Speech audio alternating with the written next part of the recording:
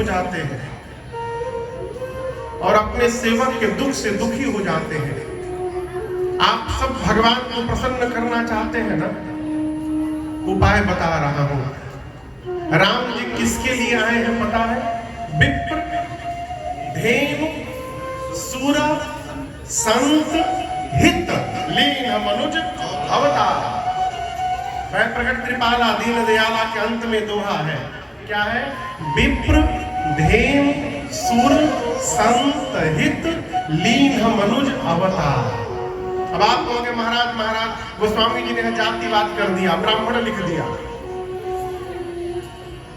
तो गोस्वामी जी ने संत भी लिखा है। और याद रखिएगा, संत की कोई जाति नहीं होती। संत किसी भी जाति में जन्म ले सकता है।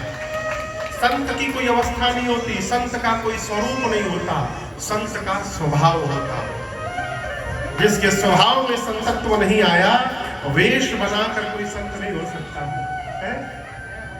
भगवान इनके लिए, ब्राह्मण के लिए, गौ के लिए, देवताओं के लिए, संतों की रक्षा के लिए आए। यदि हम इनकी सेवा में लग जाएंगे तो भगवान की कृपा हमको अपने आप प्राप्त हो जाएगी, मांगना नहीं पड़ेगा। इसलिए इनकी सेवा करिए।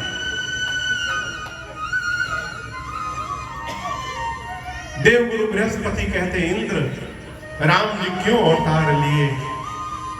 केवल और केवल भक्तों के प्रेम के कारण।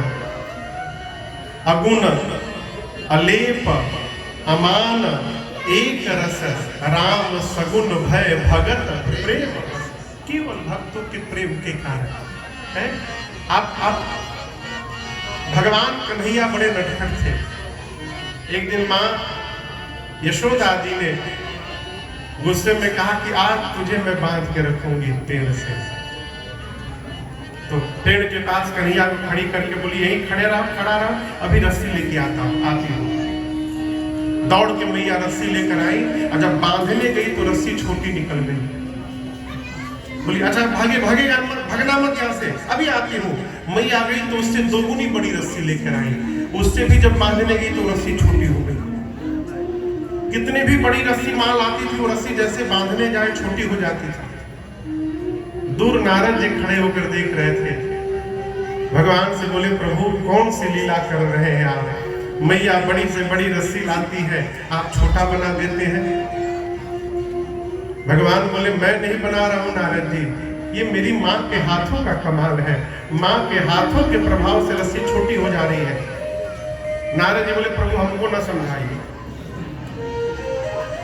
माँ बड़ी से बड़ी रस्सी लाती और हाथ में आते आपके पास आते छोटी हो जाती, ये कैसे संभव है? भगवान बोले, नारद जी मेरा आकार कितना है? पांव पाताल में है, सिर ब्रह्मलोक में है। मैं जब इतना बड़ा हूं और माँ की हाथ में आकर छोटा बालक बन गया हूं, तो इस रस्सी की क्या औकात है? ये माँ के प्रेम का परिणाम है कि जिसने अरूप को रूप धारण करने के लिए विवश कर दिया। भगवान प्रेम में कुछ भी बनने को तैयार है, केवल बनाने वाला चाहिए। आपको पता नहीं, हमारे श्री धाम अयोध्या जी में एक महात्मा थे।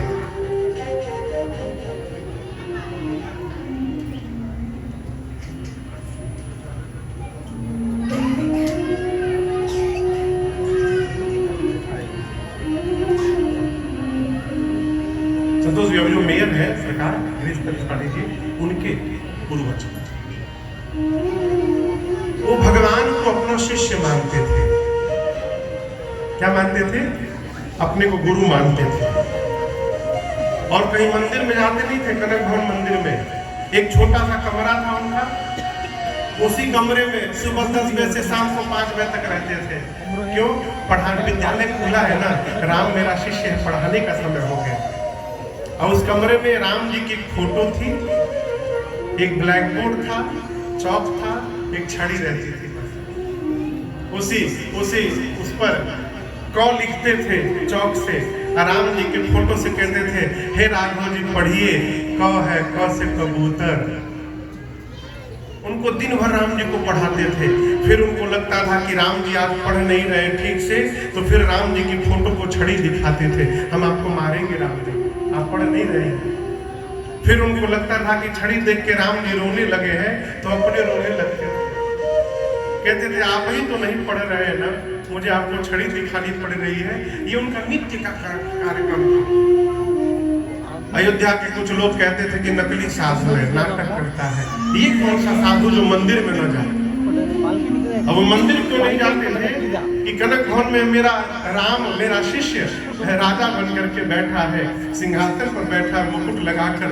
यदि मैं पहुंच जाऊंगा तो गुरु जी के सामने शिष्य को बैठने में संकोच हो जाएगा,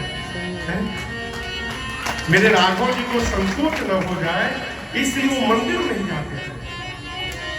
एक बार कुछ लोग मिलकर उनको बरबस पकड़ के ले गए। और जब कनक भवन के मंदिर पर चढ़ने लगे सीढ़ी पर, तो बाहर से चिल्लाने लगे, हे राघव जी क्षमा करिएगा, आप उठिएगा मत राघव जी, मैं आ नहीं रहा था, ये लोग मुझे बरबस पकड़ के ला रहे हैं, आप संकोच मत करिएगा, जैसे है वैसे बैठे रहिएगा राम जी, कोई बात नहीं है, क्या हो गया आप बैठे गुरु जी के सामने। तो कहते जैसे वो मंदिर में प्रवेश किए, कनक भवन सरकार के सिर पर जो मुकुट था वो मुकुट अपने आप नीचे गिर गया उनके चरणों में। सिर का मुकुट नीचे गिर गया।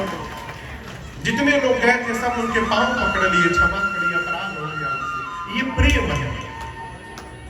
भगवान तो कुछ भी बनने को तैयार है, बनाना कौन चाहता है वो है? आप भाई बनाइएगा भाई बन जाएंगे, मित्र बनाइएगा मित्र बन जाएंगे, पुत्र बनाइएगा तो भगवान पुत्र भी बन जाएगा। बनाकर तो देखिए केवल मेरा होना है सर। और ये बनाना सबके बस की बात नहीं है। हमारे महात्मा लोग पद गाते हैं,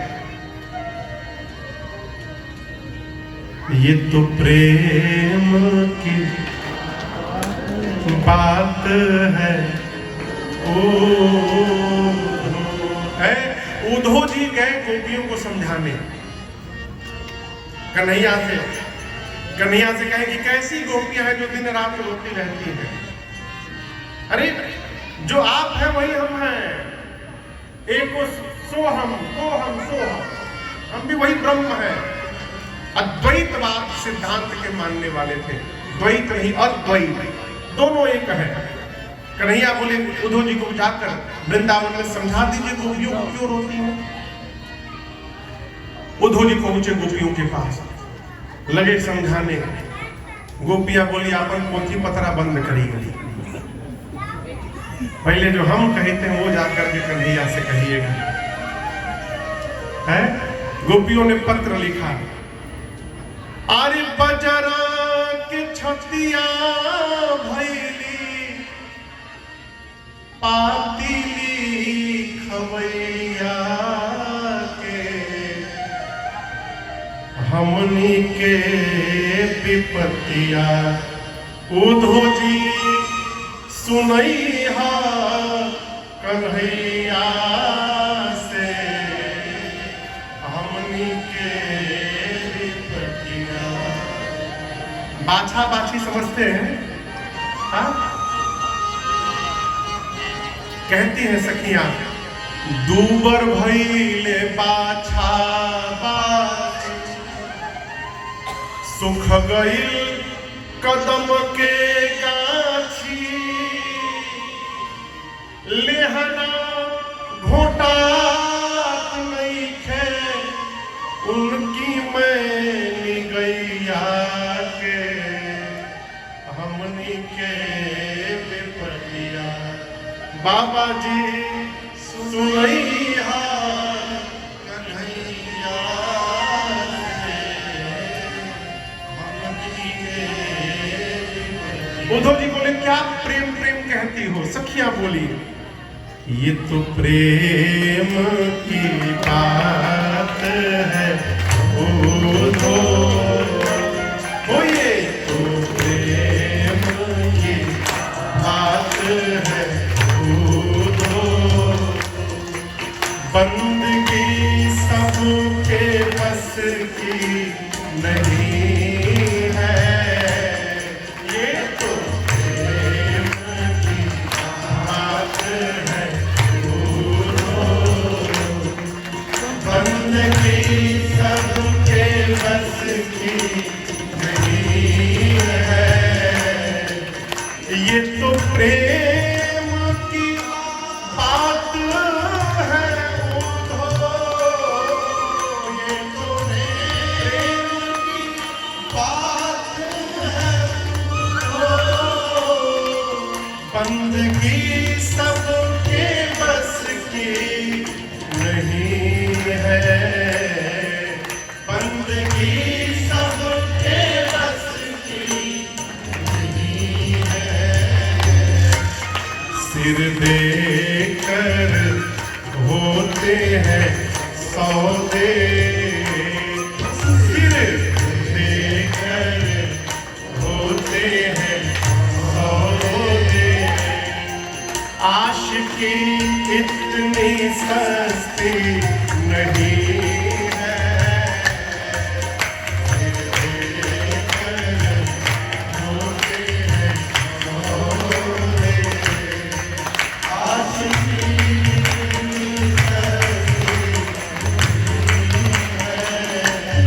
ये तो प्रेम की बात है।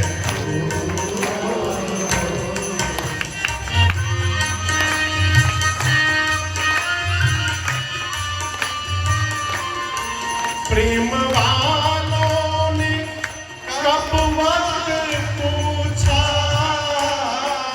प्रेम वालों ने कब वक्त पूछा। किसकी पूजा हो तुम करते प्यारे, किसकी पूजा हो तुम करते प्यारे। यहाँ पल पल होती है पूजा, ओ यहाँ पल पल होती है पूजा। सिर झुकाने की फुर्सत नहीं है। यहाँ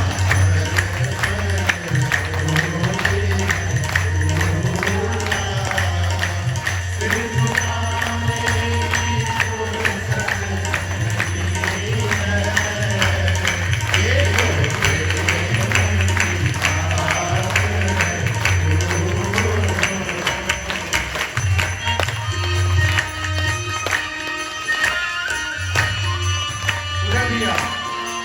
जो असल में है मस्ती में डूबे,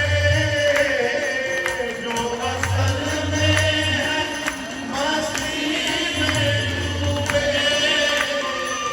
उन्हें परवाह क्या जिंदगी की, उन्हें परवाह क्या जिंदगी की।